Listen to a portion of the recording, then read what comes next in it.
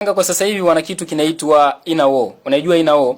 Yani ile vita ya mtu binafsi. Si unanielewa? Yani mfano wewe vita wewe na roho yako, wewe na nafsi yako. Kwa Young Africans kwa sasa hivi wana vita ya Yanga na Yanga. Yani sio Yanga na wapinzani, Yanga na Yanga.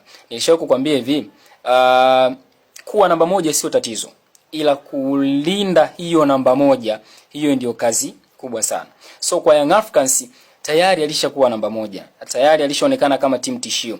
Tayari alishaonekana kama timu bora. Sio Afrika Mashariki tu na Afrika yote kwa ujumla. Kwa sasa wanaiona Young Africans kama moja ya timu bora, na hasa ukiweka na mchanganyiko wa wachezaji ambao kwa sasa hivi wanawamiliki. Sasa kuulinda huo ubora inategemea na nani ambaye umempa jukumu la kuulinda huo ubora. Nimezungumza haya yote kwa sababu ya ambacho kimemtokea bwana Romain Folz.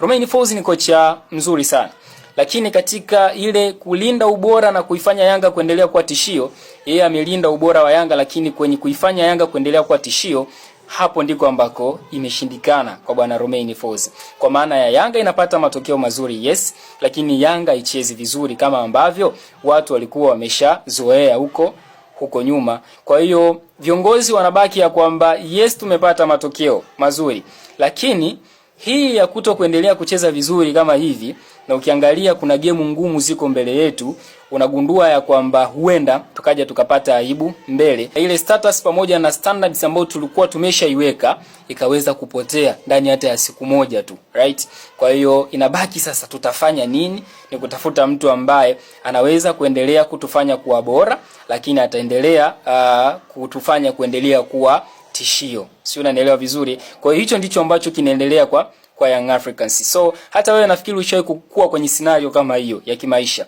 Yaani ile vita ya wewe pamoja na nafsi yako katika kutenda jambo fulani au katika kuendelea kuonyesha ya kwamba unaweza ukaendelea kuwa hapo ulipo. So ni kitu ambacho nimekiona kwa Young Africans, ndio maana mwanzoni nikasema Yanga na vita ya yeye na yeye. Thank you.